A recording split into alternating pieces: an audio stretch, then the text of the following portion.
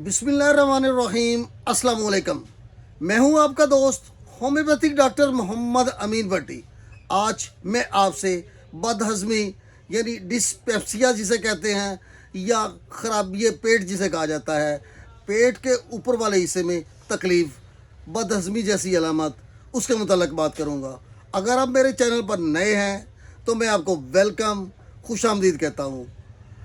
आप मेरे चैनल को सब्सक्राइब कीजिए और बेल आइकन का बटन भी प्रेस कर दीजिए ताकि मेरी हर आने वाली वीडियो आपको बर वक्त मिलती रहे। पेट में दर्द, खाना खाने के फ़ौरन बाद या पेट भर जाने का थोड़ा सा खाने पर भी एहसास बदहज़मी और हाजमे की खराबियों की अलामत है।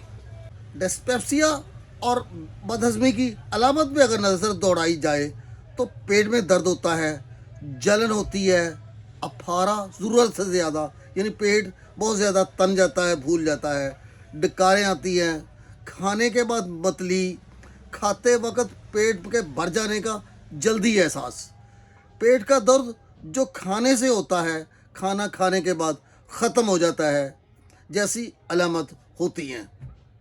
डिस्पेप्सिया, बदहज़मी और गैस्ट्राइटिस में थोड़ी सी अलामत का फ़र्क है। आपको सामने मैं उसकी कुछ वजाहत कर दूं। पेट में दर्द, जलन, खाना हज़म होने के बाद ख़त्म हो जाती हो तो ये बदहज़मी की अलामत है। और गैस्ट्राइटिस की अलामत में खाना हज़म हो जाने के बावजूद अलामत कायम रहती हैं, यानी पेट की सूजन तक अलामत बाकी रहती है, तो ये गैस्ट्राइटिस की अलामत है। डिस्पेप्सिया एक नामियाती बीमारी है। इसकी कई वजूहात हो सकती हैं। हेपेटिक अल्सर, हेलिकोबैक्टर पैलोरी की बीमारी, गैस्ट्रोइसोफेजस की डिजीज़, मेडिसन, पेन किलर या एंटीबायोटिक का इस्तेमाल गैस्ट्रिक की अमराज यानी डिस्पेप्सिया या बदहज़मी का सबब बन सकती हैं। तम्बाकू नोशी, लबलबे की सोजश, बहुत ज़्यादा कैफ़ीन का इस्तेमाल, ग़िज़ा और तर्ज़ ज़िंदगी, बहुत ज़्यादा शराब का इस्तेमाल, मसाला जात का ज़्यादा इस्तेमाल आपको नुकसान दे सकता है। डिस्पेप्सिया यानी बदहज़मी की अलामत पैदा कर सकता है। कुछ अवामल जो बदहज़मी को कम कर सकते हैं: आहिस्ता से खाएं, चबा के पूरी तरह खाएं, थोड़ा थोड़ा खाना खाएं ताकि पेट भर जाने से पेट पर बोझ ना बने, खट्टी तुर्श चीज़ों का इस्तेमाल कम करें या परहेज़ करें, सुर्ख मिर्च, मसाला जात, फास्ट फूड परहेज़ करें, वर्जिश ज़रूर करें या वॉक ज़रूर करें, लेकिन खाली पेट या खाने के 1 घंटे बाद। खाने को 3 घंटे पहले खाइए ताकि खाना मैदे से आंतों में चला जाए। ये आपको बदहज़मी से बचाता है। आपको ऐसी अलामत महसूस हो, आपको बदहज़मी मुसलसल रह रही हो, तो आप होम्योपैथिक अद्वियात इस्तेमाल करें। होम्योपैथिक की अद्वियात आपको मुकम्मल शफा देती हैं। ये कुदरती अद्वियात हैं जिनका बग़ैर किसी साइड इफ़ेक्ट के, बग़ैर किसी नुकसान के आपको मुकम्मल आराम देती हैं। अगर आपको बदहज़मी हो, रात का खाना लेट खाने की वजह से, फास्ट फूड से या गोश्त वगैरह के ज़्यादा इस्तेमाल से आपको मतली होने लगे या कै हो जाए, तज़ाबियत हो जाए, चकनाई वाली चीज़ों खाने के बाद हवा भर जाए, बदबूदार हवा का अखराज या गैर इरादी पखाना, तो आप होम्योपैथिक की दवाई कार्बोवेज इस्तेमाल कीजिए। कार्बोवेज को 30 ताकत में 5-5 कतरे दिन में 3 बार इस्तेमाल कीजिए।